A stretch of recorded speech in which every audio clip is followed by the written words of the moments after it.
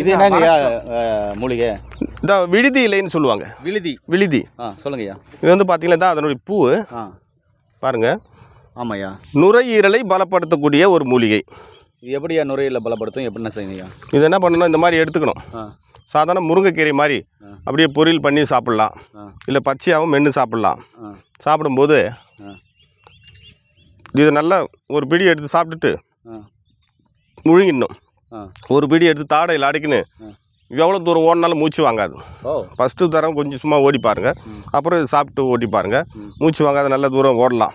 இந்த மாதிரி தொடர்ந்து சாப்பிடும்போது சளி, ஆஸ்துமா, நுரையீரல் சார்ந்த பிரச்சனை, மூச்சு வாங்குதல் இதெல்லாம் வந்து கட்டுப்படும். எப்படி சாப்பிடணும்னு சொல்லுங்கள். பச்சையாகவே சாப்பிடலாம். நீங்கள் சாப்பிட்டு காமிங்க.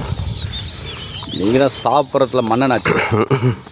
சாப்பிடுங்க. உருவி எவ்வளோ உருவார் பாருங்களேன். உங்களுக்கு கப்புன்னு உருவார். ஆமாம், உருவி அடிப்பார். போதுங்கய்யா சாப்பிடுங்க. நிறைய எடுக்கிறாரு. நிறைய எடுத்து சாப்பிடுவார்.